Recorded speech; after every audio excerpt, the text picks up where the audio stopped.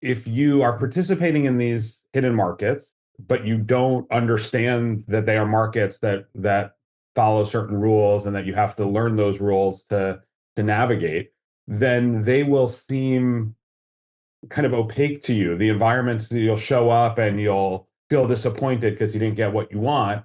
You'll look at other people who succeeded and you'll say, oh, they must have gotten lucky that they got that, ticket to that concert or were able to, run in that marathon or whatever it is that you wanted to do that they succeeded where you failed. But promise of the book and something I believe in these markets is that if you see that it's a hidden market, if you learn its rules, then you can develop the optimal strategy for you to succeed in that market. Today's episode sponsor is Additon, creators of Additon Operations Kit, the military's go-to software for personnel and equipment accountability. AOK goes where you do, any network, anytime, any place. I got to know Additon's co-founders, James and JJ, several years ago. They are former Army NCOs who have years of experience in the tech industry. They understand that most military jobs aren't performed behind a computer desk. Personnel and operations are distributed, but accountability of property is paramount to making mission. That's where Logi, AOK's equipment management software, comes into play. Formerly known as 92X, Logi is a next generation of equipment management for the military. Logi offers unrivaled features for military teams on the go. Ingest and digitize your primary and sub-hand receipts.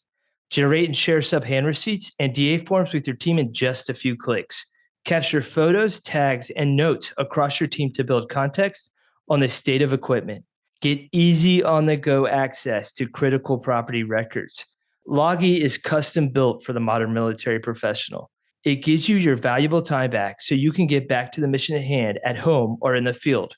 Whether you're doing monthly inventories or preparing for deployment, Logi is your pocket property book, giving you real-time visibility into equipment status and mission readiness. Logi is currently in use across the U.S. Army Special Forces, and it's expanding. For a limited time, listeners of the From the Green Notebook podcast can try out Logi for free. Visit additonbbc.com/FTGN-Logi to get started. That's ADYTONPBC.com/FTGN-LOGE. Today's episode is brought to you by Dunedain Systems. Dunedain is excited to introduce WarMind, an AI platform purpose-built for the military. WarMind supports operational product generation, massively accelerating planning, operations knowledge management, and intel workflows. What makes WarMind different is it actually connects to your unit's data and learns how your specific warfighting function operates. It's not some generic chatbot. It's a full agentic system built by warfighters for warfighters. WarMind understands, learns, and helps you iterate on your SOPs, your planning processes, your IMTO, your operational doctrine, and more. Units across SOCOM, the broader DoD, are already using it, already cutting workflows that used to take days down to minutes. Now, the beta is free for a limited time for .mil and .edu users. So head over to dunedinsystems.com. That's DUNEDAIN systems.com and just hit try for free.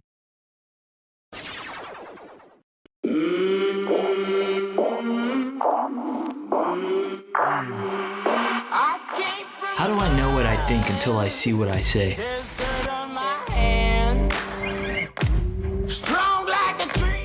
The Green Notebook, carried by military leaders around the world. Within those pages are sweat, tears, triumphs, and the hard-won lessons of life. Lessons worth sharing. Each week, the team dives into the notebooks of military leaders, business professionals, authors, athletes and coaches, and entertainers to share lessons and help you lead with the best version of yourself. Welcome to another episode of From the Green Notebook. I'm your host, Joe Byerly, and today we're diving into the Green Notebook of Judd Kessler, an economist and professor at Wharton and the author of Lucky by Design, a book about the hidden economics shaping who gets what and why. Now, when Judd and I sat down for this conversation, what struck me was how relevant his ideas are to all of us, especially in the military, because whether we realize it or not, we're constantly operating in what he calls hidden markets.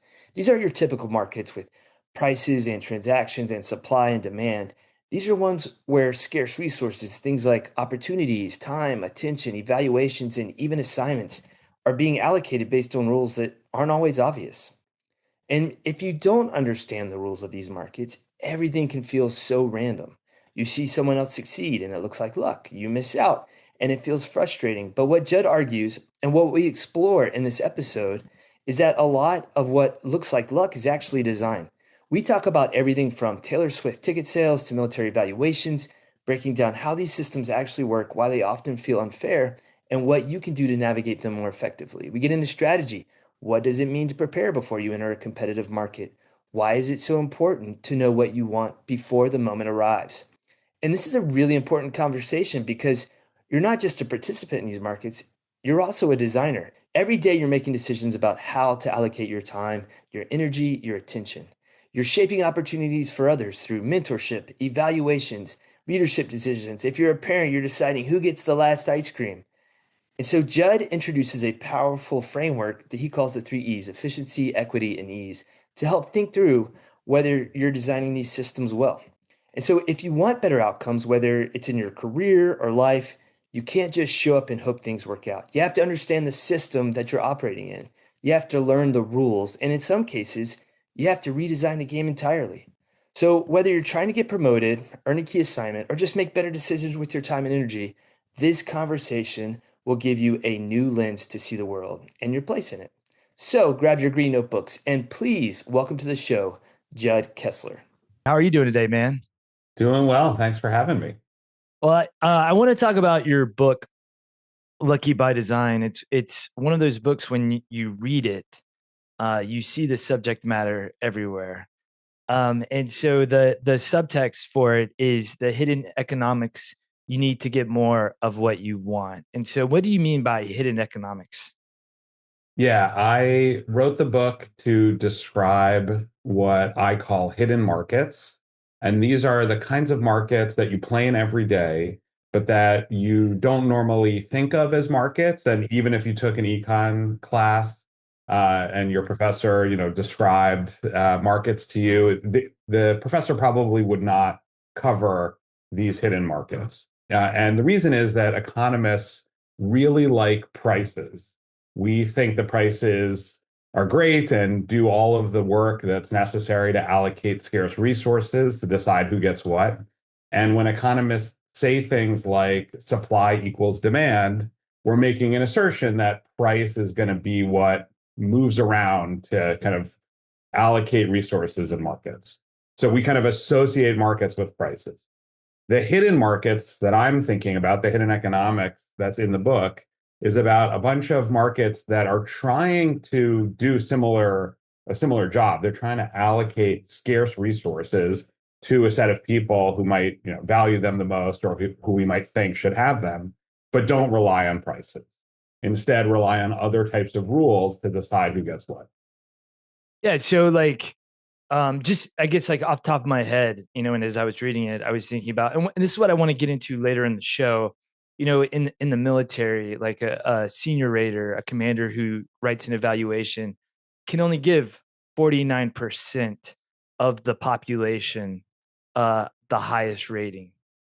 And so that particular market, so to speak, it would be considered a hidden market because a lot of the the things that a commander is looking at are very subjective.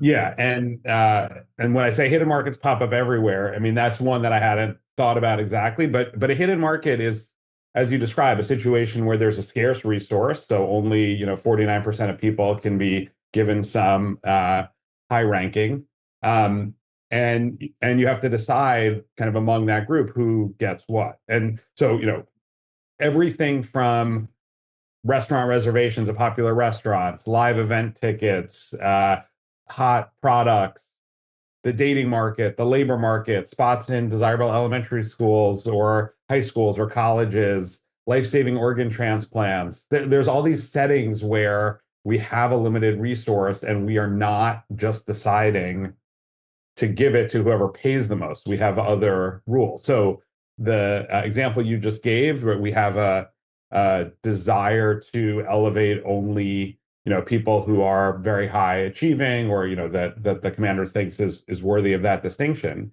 But there's lots of situations where, and even in the military, if you're thinking about that context, where you're going to need to do this kind of allocation, like where people are positioned, what units they're in. Like there might be preferences that folks have about where they're going to be, and you might want to honor them. Now, in the military, often you got to go where you got to go. But there are situations where you can kind of say, all right, here's my preferences, and those will be taken into account along with kind of the needs of the service.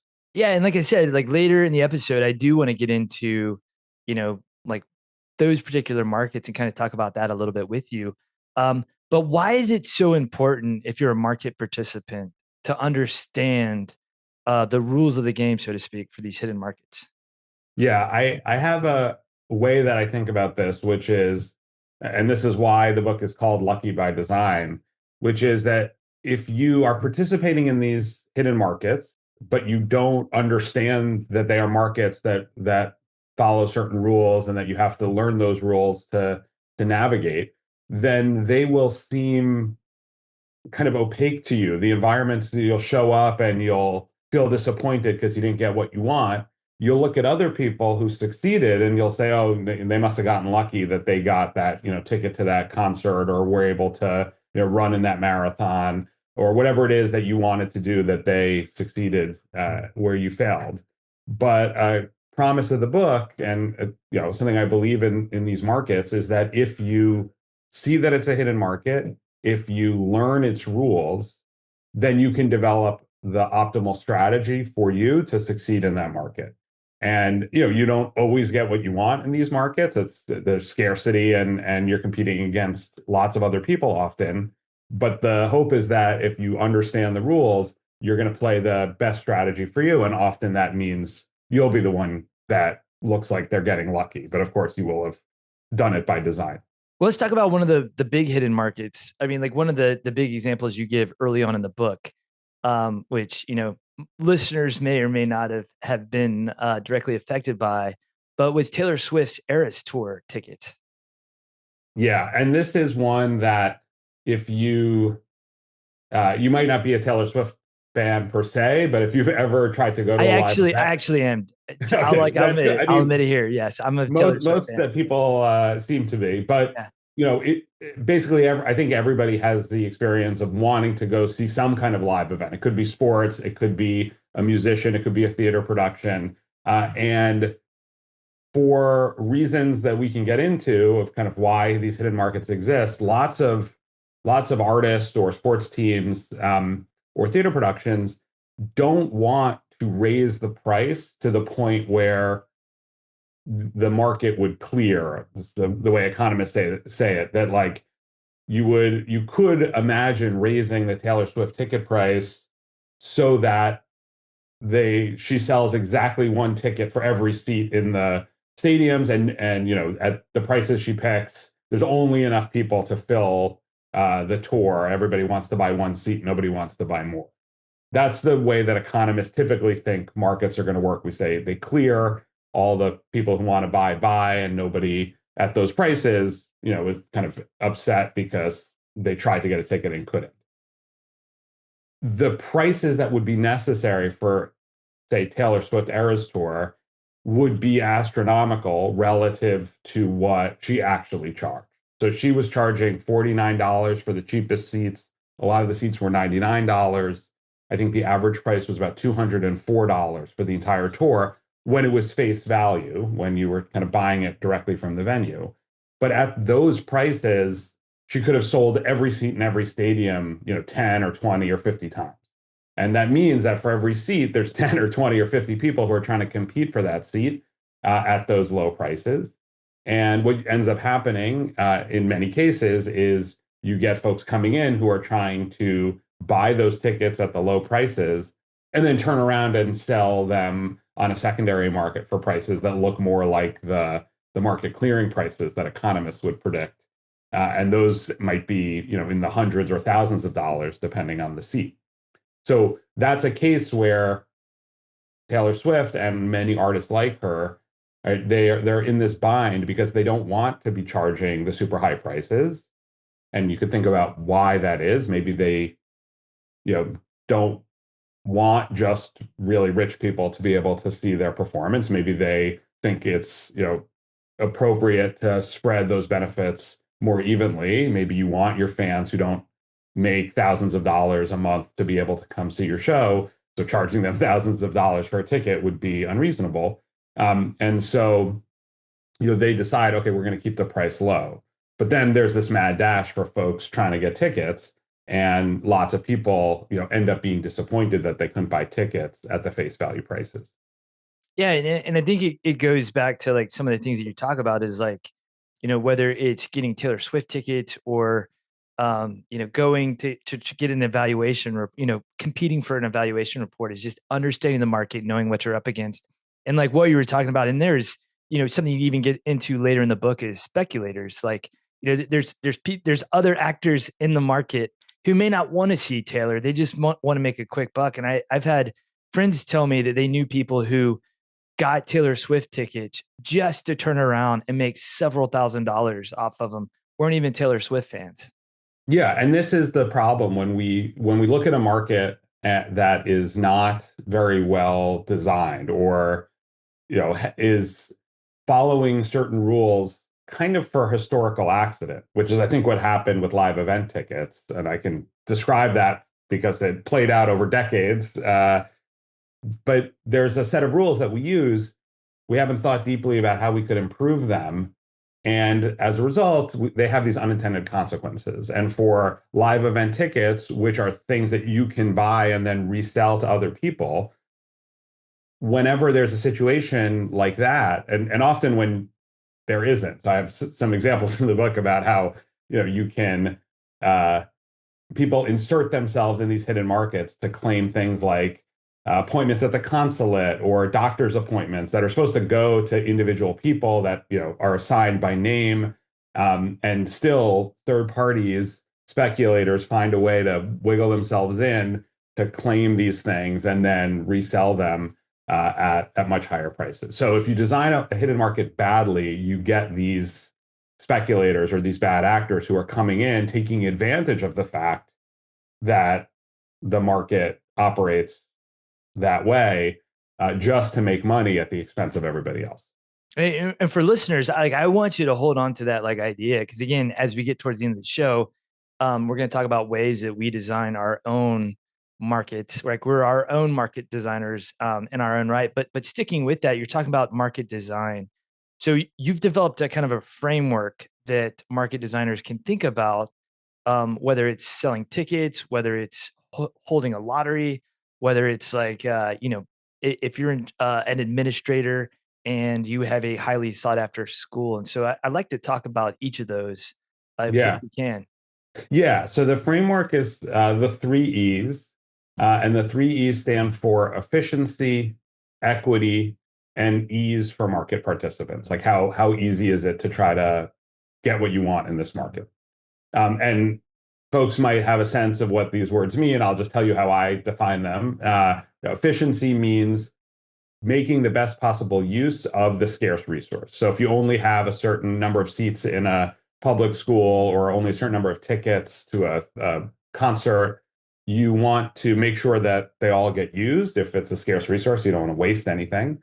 And then you want them ideally to go to the people who value them the most. You kind of would like to be able to identify, who are the real Taylor Swift fans. I'd like them to be able to see the show. That's a efficiency consideration. And then there's equity. So equity is like my notion of fairness, which again depends on the market designer's goals. But if I wanted to treat everybody equally, or for example, if I did not want how much money you made to be a consideration in deciding who gets what, I would want my market rules to make sure that everyone had an equal chance of getting access to the scarce resource.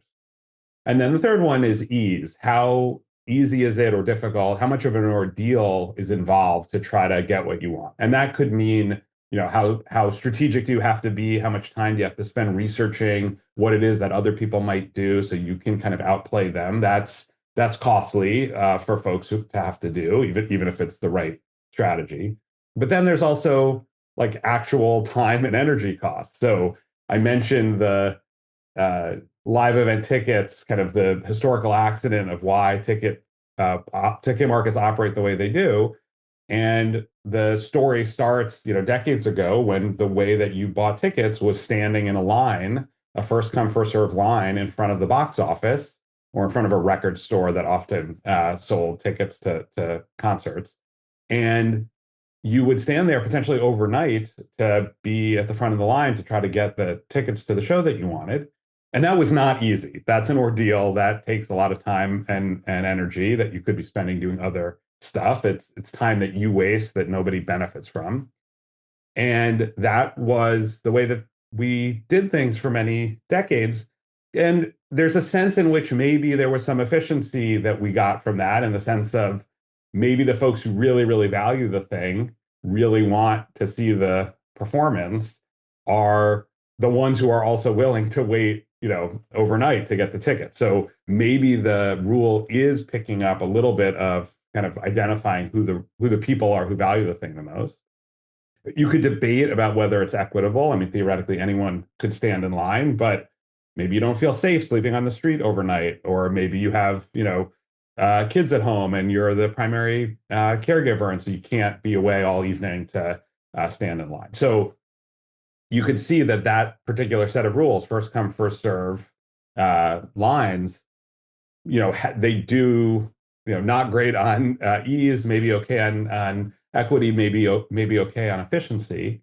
But one thing that happened over the last few decades is that technology changed. We invented credit cards, we invented the internet, but we kept the first come, first serve rules. So now the way you buy live event tickets often is a first come, first serve race where whoever clicks the fastest on Ticketmaster gets to buy the tickets. And that may be easier than standing in line, although for anyone who's actually ever gone to try to buy tickets the moment they're dropped, it's not easy. It's stressful. You're racing. My heart races, and it probably isn't as good at efficiency because the people who click faster than others are not necessarily better fans. And it's also introduced a way for speculators to come in much more easily by programming bots and things that allow them to come in and scoop up tickets faster than anybody else. Yeah, I think about like 6-7 months ago, there was a live show, and I was trying to get tickets for it. And I was doing it on the way to driving out to the coast, which was a couple hours away. And there's like, and it just so happened that like as we were driving to this like dead zone area is the exact same moment the tickets went on sale. And so I'm like refreshing, watching the seats get grayed out in real time, losing my mind.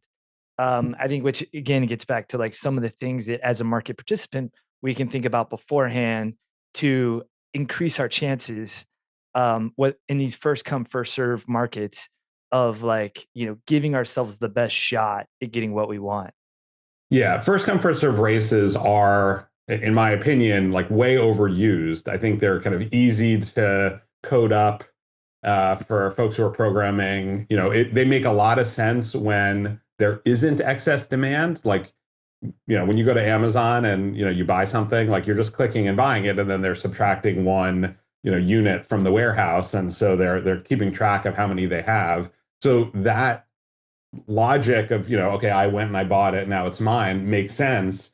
But then when there's thousands of people trying to all buy the same, 100 products at the same moment, and so 1,000 people are trying to click faster than each other for those 100, then the whole thing kind of breaks down and it no longer is as kind of convenient for folks.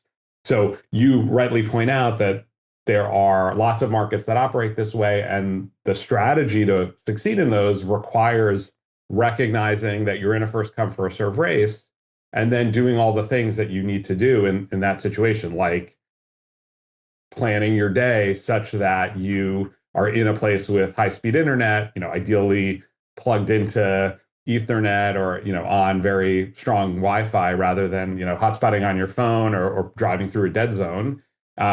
And, there's other strategies that you can play in those situations to kind of be strategic in what you're racing for if there's lots of options and, some are more competitive than others. But it's very important to be there at the start of the race, right? You run a 100-meter dash against other people, you show up, 15 minutes late, like you're gonna have lost the race. But that often requires redesigning what your day is going to look like to make sure that you are, ready to run fast on whatever device you happen to have with you. Yeah, and even the research aspect of that too is so important. It's like knowing, and I guess like that's another question I have for you. Like, how important is it to know what you value before you enter into any of these markets to begin with? Yeah, this is important, and this is something that we probably should be doing anyway, but becomes much more important when you're, in a high stakes, high speed environment like a first come first serve race. But that is knowing what it is that you want and having done that thinking in advance. Because if I'm going to a concert and my options are cheap tickets, up in the upper deck or expensive tickets down by the stage, and I'm not sure when it's when I'm logging in and the tickets are available, I'm like kind of deciding between them at that moment. Well, that's when other people are clicking and buying up those tickets. And so if I'm deliberating at that point, I'm missing out on opportunities. I should have thought about that in advance. Like, okay, am I willing to spend $400 for floor seats, or is that too much?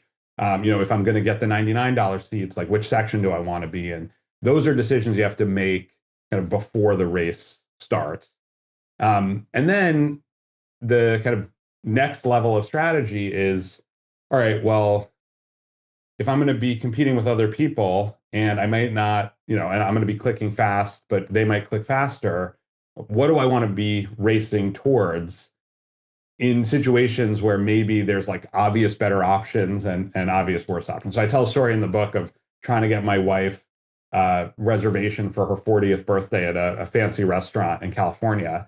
And, she was going to be there for a trip for her 40th birthday trip.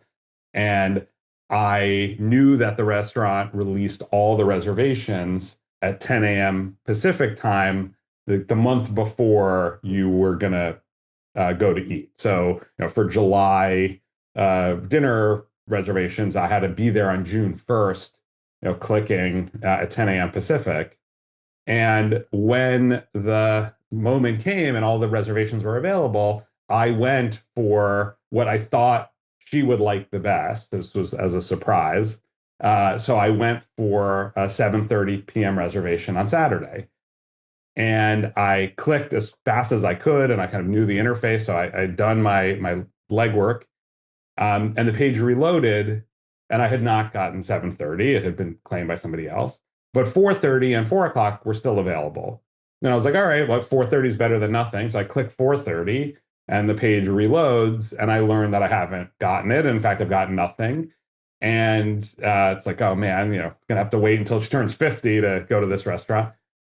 But the lesson was, look, a lot of people, like clearly 7:30 is more desirable. 4:30 was still available the first time the page reloaded, which meant that if I had gone for 4:30 first, I would have gotten it. And that is going for something that's less desirable, across the board. So you're facing less competition. That's a strategy I call settling for silver, like saying it's okay to get my silver medal option. I'd love my gold medal option. I'd love 7:30 p.m. on a Saturday, but I recognize that, it's hard to get that when everybody else wants it.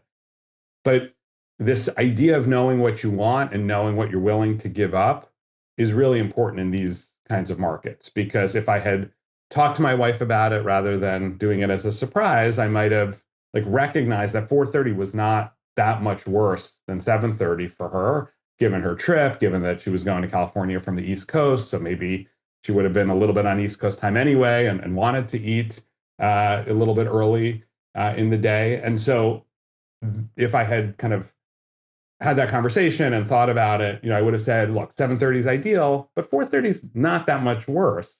So I'm better off playing a strategy, acting like 430 was my first choice and clicking on it before I click on anything else, because that increases my chance of getting it.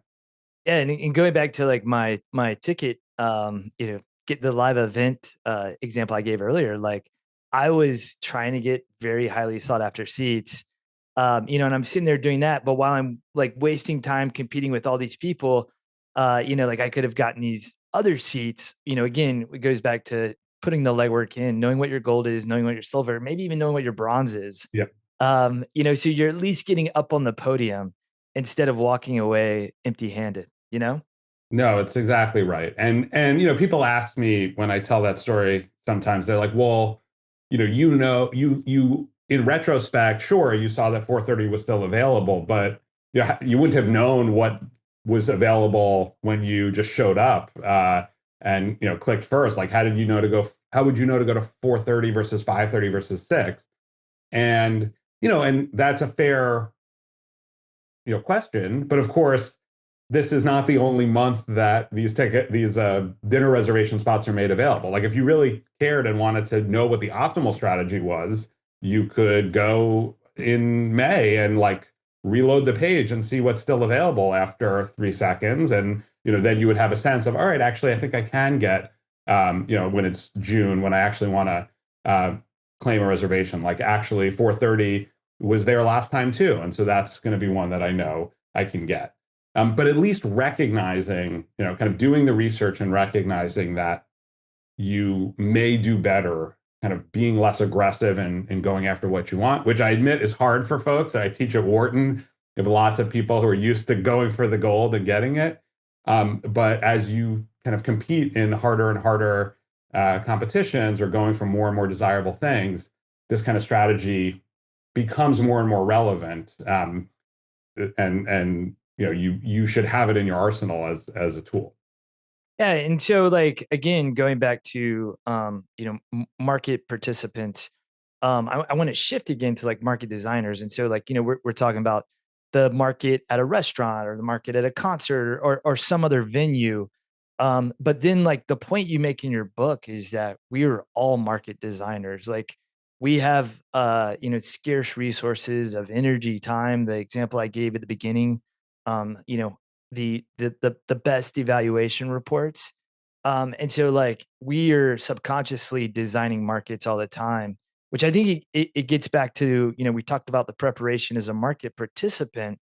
I think it's equally important because we are market designers to kind of do the same thing and to understand what we're looking for, what we value and what we need, in our lives.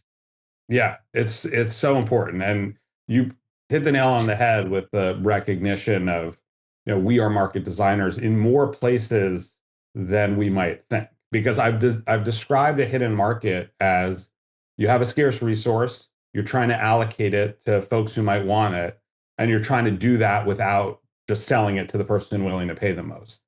And your time and attention is something that you almost always, I would think, allocate in a hidden market. Like whose emails do you respond to? Who do you spend time with when lots of people, want to hang out? How do you decide what your workday is going to look like? Which meetings do you take? Which things do you punt for another day or week or never do?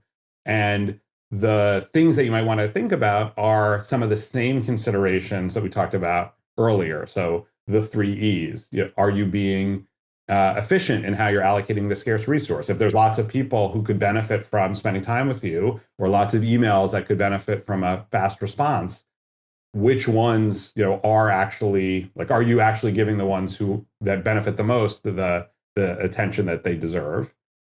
Are you being equitable in your allocation of those resources? If you wanted to treat, so for me, it's my PhD students. If I want to treat all of them equally, am I designing a system that allows all of them to access my advice kind of with in an equal way? Or do the folks who know that they have to kind of send me many follow-up emails or show up at my office at a certain time when I'm done teaching my undergrad class so they can ask me questions? Like that would be unfair if only the ones who had that inside information were able to get advice from me, and the other ones did not.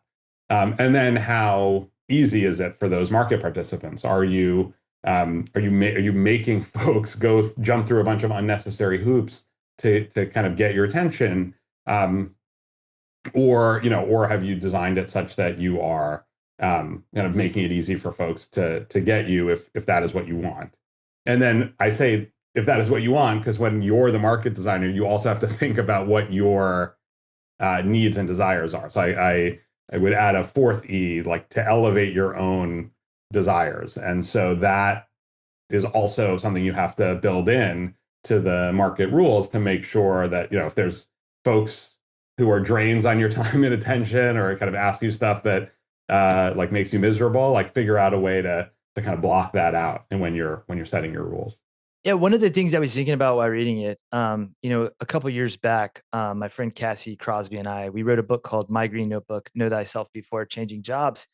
And really, it's for folks who aren't familiar with it, it's a 30-day guided reflection journal. Each day asks 2 questions, and the idea is that you can capture a bunch of lessons from your previous job. And one of those is like, it has to do with like, who do you spend time mentoring, right? And I would imagine that if you're just kind of going through on autopilot, you may find yourself mentoring the people that just keep showing up at the office, and it may not be the people who are actually, who need the mentorship or who need the coaching. And so I think it's a really good way to kind of like slow down and define that for yourself. Like, who are the people that I want to take time and invest in so that I'm not spending my time elsewhere? And, while it may be equitable, to everybody, it may not be the most use of our time as the, quote unquote market designer. Yeah. I mean, you described a great example of, if the rule is whoever shows up when, my door's open and walks in gets to talk to me, then you're going to mentor the people who kind of have figured that out and play the strategy of just kind of showing up. But you don't know, when you're talking to somebody, I mean, maybe you see them, but if somebody else who like really could use the mentorship walks by and sees that you're busy chatting with somebody, well, then, they're not necessarily going to be able to have their time. They might say, oh, this, Joe's too busy. I can't, he doesn't have time to mentor me.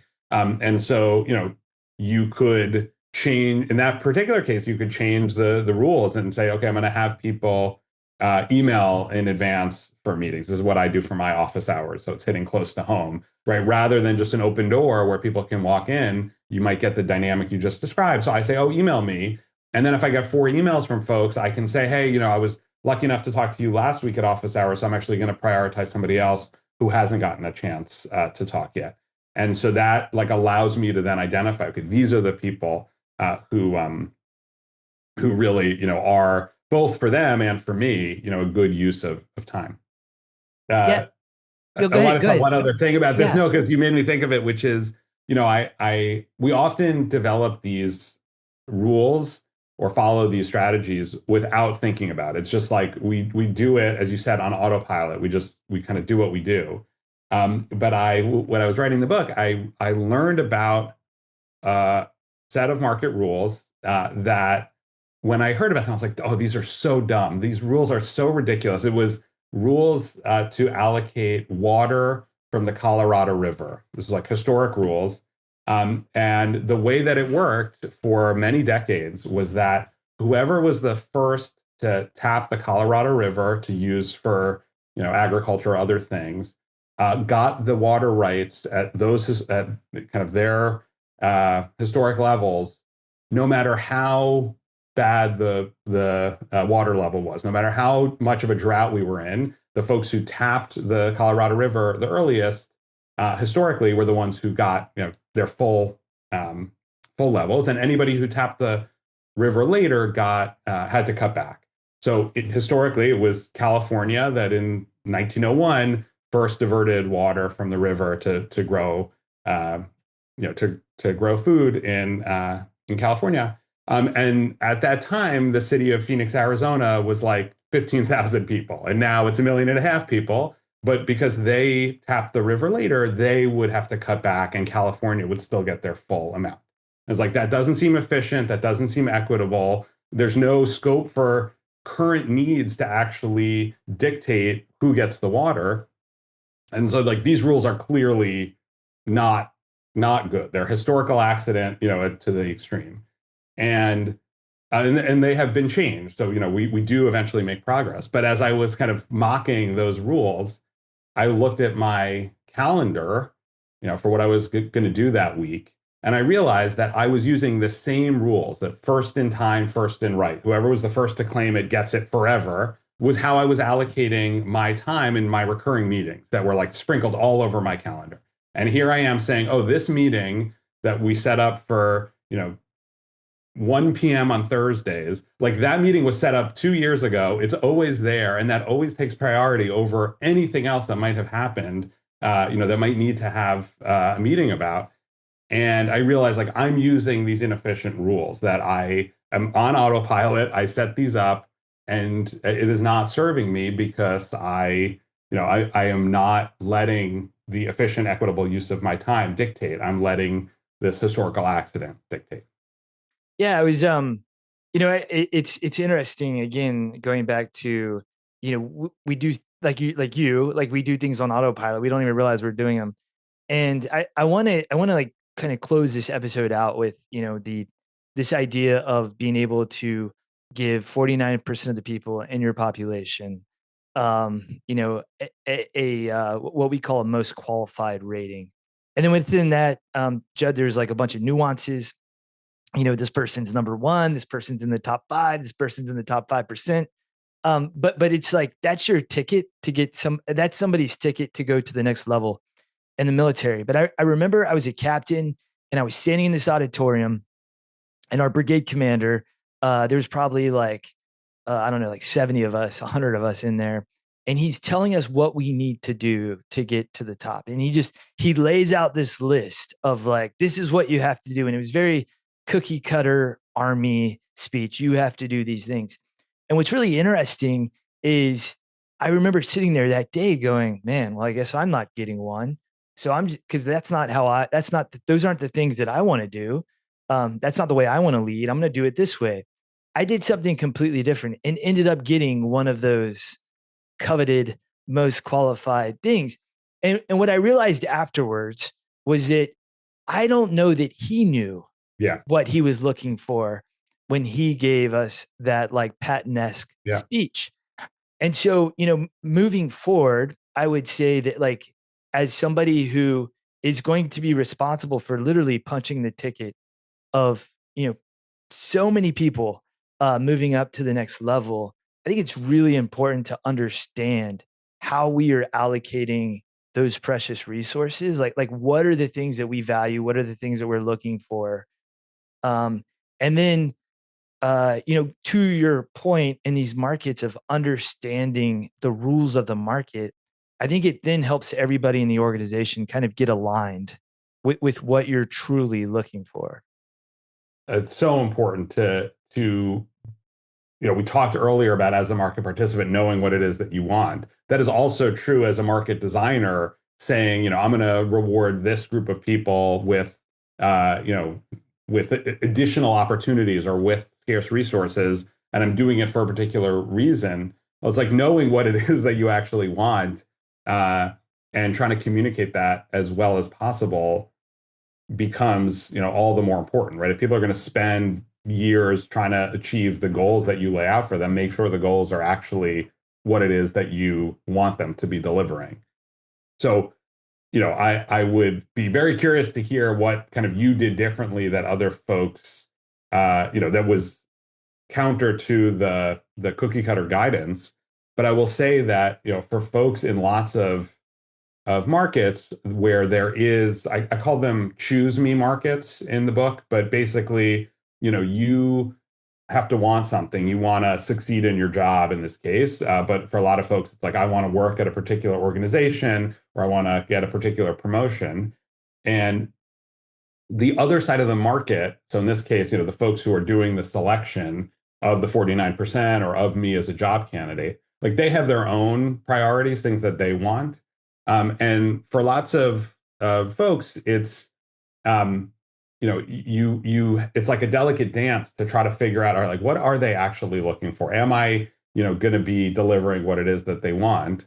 And one of the things, or like kind of two of the lessons that might be intuitive, but might be counterintuitive to folks is, one thing is don't fake who you are to try to look good to somebody else by their standards. Because like that is something that maybe you can get away with if you're a good actor in like a 30-minute job interview, but you're not going to be able to get away with that for 5 years when you're actually trying to like deliver on what it is that you think that they want. Like if I tell this story in the book, but when I was looking for an academic job, I ended up getting one at Wharton. But you go into these interviews and you are looking at professors who are deciding whether to hire you, and they're saying like, oh, well, what do you think you're going to research, over the next few years as a professor? And it would help you to say that you would research what they're interested in.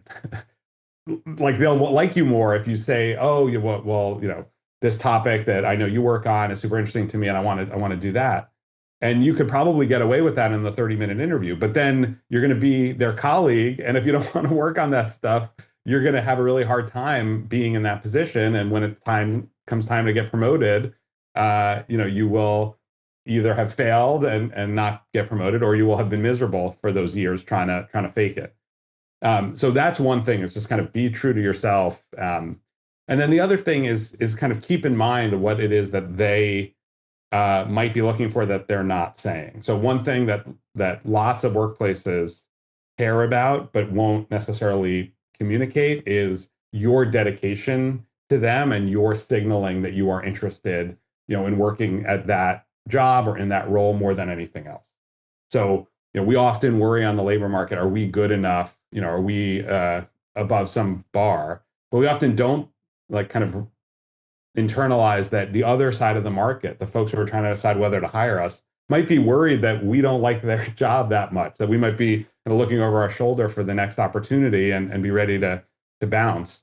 And so we need to kind of communicate to them that they can be confident in hiring us or in promoting us or in putting us in leadership positions, because we really are dedicated and we are willing to stick around and we are going to invest in this job. And so we need to show them that in our actions and with what we do to try to put their mind at ease, that if they were to give us the chance, if they were to hire us or promote us or you punch our ticket, then we'll actually kind of be there and dedicated for the long term. Yeah, those are all great points. And you asked like, what I did differently. And now like it's escaping me, of course. But you were yourself. You were true to yourself. Yeah, yeah. But I'll say this too, is like, again, this idea of the importance of like understanding that all these markets, whether it's a choose me market or the first in line, these hidden markets, I think it's really important, again, to understand like what the rules of the game are, because I saw this all the time in the military. Is people thought they were doing the right thing. They didn't understand the rules of the game. And they were inadvertently hurting their careers because they weren't sending the right signals. They weren't sending strong enough signals in these because really what it is, it's a choose me market of whether, you get slotted in this assignment or, whether you get that evaluation. And so again, it's like understanding that this is a hidden market that I'm playing in right now. And I need to figure out the lay of the land, the landscape, the rules. And, maybe that's a conversation with what we would call our senior rater of like, hey, sir, hey, ma'am, like I'm really curious, like what are some of the things that you're looking for in a leader to rank them a certain way? Or what are the things that I'm doing or not doing right now that's signaling to you that I may not have potential to go to the next level? And like I said, when I finished Lucky by Design, I started looking around and I was like, yes, like I've been participating in hidden markets my entire military career, and I've been designing markets, sometimes not really well, in my personal life and in my professional life, that it really helps to be a little bit more deliberate and a little bit more reflective about it too. Yeah. And I would say, in addition to doing what you did, what you just described of kind of asking the decision makers, another good group of folks to ask are former market participants, people who, were maybe a year ahead of you or a few years ahead of you, who went through this already, who, got the distinction that you wanted. And, ask them, all right, what did you do, to impress the commander? Like, what was the set of strategies that you played? And that's true of any market. It's not just the not just the armed services, but it really is often the folks who are in the market, who have succeeded in the market before, that have figured out the strategies that are very useful to succeed. Well, Judd, thank you so much for your time, man. Again, reading the book opened my eyes to these markets. And yeah, thanks for explaining that to us today. And hopefully, if you're listening to this episode and still with us, that you start looking around now. And I encourage you to pick up a copy of Lucky by Design, so you can really start thinking through not only the markets you design, but the markets you're playing into. So again, thank you so much, Judd. Thanks so much for having me, Joe. Thank you again for listening to another episode of From the Green Notebook podcast. If you enjoyed the show, please give us 5 stars wherever you listen to podcasts. It helps us gain visibility and the opportunity to help more people on their leadership journey. Also, make sure you check out our website at www.fromthegreennotebook.com. There, you can listen to past episodes, read leadership articles written by military leaders from around the world. You can sign up for our monthly reading list email, where you can learn about new books that are coming out, and our Sunday reflection email that comes out every Sunday morning. Is really short. It's a 2-minute read, but I guarantee you it's going to start your week off on the right foot. Finally, make sure you follow us on Twitter at FTGN Notebook, and you can find us on Instagram and Facebook by searching for From the Green Notebook. Again, thank you so much for coming on this journey with us.